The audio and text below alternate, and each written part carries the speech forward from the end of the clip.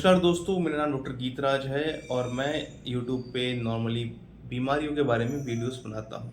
ये कुछ वीडियोस हैं, आपको डिस्क्रिप्शन में इनका लिंक मिल जाएगा, वहाँ जाकर चेकआउट कर सकते हैं और हमारे चैनल को सब्सक्राइब कर सकते हैं। नीचे दिए गए नंबर पे या एड्रेस पे आप हमें कांटेक्ट कर सकते हैं।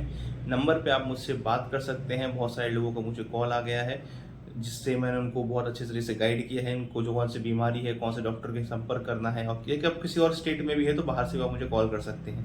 अगर आप ऑनलाइन कंसल्टेशन करना चाहते हैं तो उसके कुछ चार्जेस लगेंगे, कुछ पैसे देने पड़ेंगे। ऑनलाइन आप ट्रांसफ़र करेंगे तो मैं यहाँ से आपको कंसल्टेशन दे दूँगा। अब हम बात करते हैं आज के वीडियो के बारे में।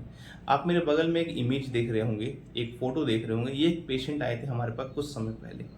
शुरुआती दौर में उनका कंप्लेन ये था हमारे साथ कि जैसे वो एंट्री होते हैं उनके गाल सूजी हुई थी और हमने पूछा क्या परेशानी है, तो उन्होंने कहा कि मेरा जो आखिरी वाला चौ है, जो तीसरा दांत है नीचे का, उसमें मेरे को परेशानी होती है। उसके ऊपर मांस आ जाता है और मैं जब भी दांत से दांत बंद करता हूँ तो वो मांस दब जाता है वहाँ पे और मुझे दिक्कत आती है। हमने उनका मुंह खुलवाया। मुंह खुलवाने के बाद हमको पहले तो लगा कि नॉर्मली ये पेरिकोरोनाइटिस कहते हैं इसको, जिसमें मांस दांत पे चढ़ जाता है और दो दांतों के बीच में आता है। इससे क्या होता है, जो मसूड़ा होता है उसके ऊपर सूजन लगती है और जिससे बहुत तकलीफ होती है, बहुत दर्द होता है। लेकिन जब हमने उनको मुंह खोलने को कहा तो उनका मुंह थोड़ा कम खुल रहा था और हमने पूछा उनसे क्या आप नशे वगैरह भी करते, तो उन्होंने कहा कि तंबाकू खाते हैं, गुटखा खाते हैं, सिगरेट पीते, जैसा भी था। उनके केस में परेशानी ये हो गई कि जब हमने उनको साइड करके देखा, मांस वांस हटाया, तो हमें अंदर में डिस्ट्रक्शन ऑफ टिश्यू देखने को मिला है। मतलब कि टिश्यू जो थी उनके जो मांस वाला एरिया था वो पूरी तरह से खराब हो गया था। तो हमने पूछा क्या वहाँ पे आप तंबाकू रखते थे? उन्होंने कहा हाँ, हम वहाँ तंबाकू रखते थे, क्योंकि गांव में हमें बोला गया कि तंबाकू रखने से चीज़ें ठीक हो जाती है। ऐसा कुछ नहीं है। अगर आपके मुंह में कोई इन्फेक्शन है, कोई दांत में दिक्कत है, उसमें तंबाकू मत डालिए, वो कोई बड़ी बीमारी की तरफ आपके इन्फेक्शन को लेके चला जाएगा। ठीक है, वैसे हमने उनको भेजा है, आप देख सकते हैं। यहाँ पे इमेज में फिर से लगा देता हूँ कि क्या हालत है अंदर की। खैर, नॉर्मली जब भी दांतों के बीच में चमड़ी दबती है तो आखिरी वाले दांत के ही केसेस में ज़्यादातर होता है और फीमेल में होता है, क्योंकि फीमेल का जबड़ा थोड़ा छोटा होता है। इसके लिए इसमें क्या कर सकते हैं आप, अगर प्रिकॉशंस की बात करें कि ध्यान रखने वाली बात क्या है, अगर कभी ऐसा होता है तो आप हल्का सा गर्म पानी में नमक डाल के कुल्ला कर सकते हैं। अगर रिलीफ मिल गया तो बहुत अच्छी बात है, नहीं तो ज़ीरोडोल एसपी नाम के टैबलेट खा सकते हैं। क्लेवम नाम का टैबलेट 2 से 3 दिन खा सकते हैं।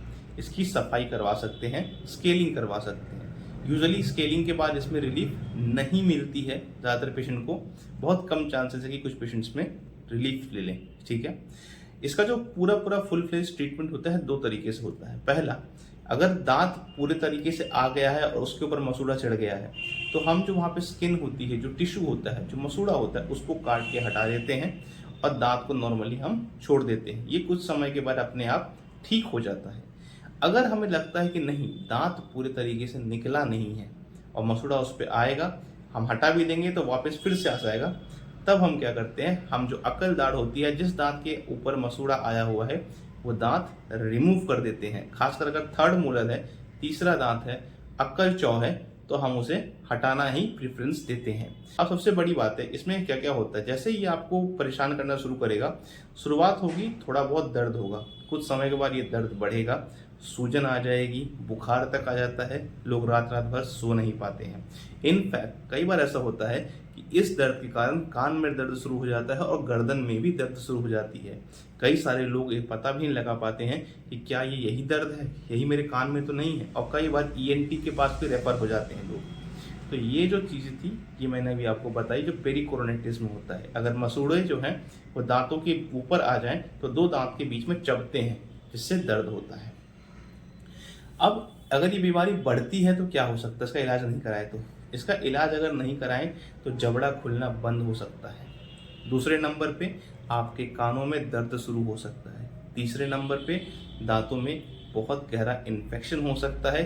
चौथे नंबर पे यहाँ पे पस बन सकता है, जिस पस के कारण ये गले में भी परेशानी कर सकता है।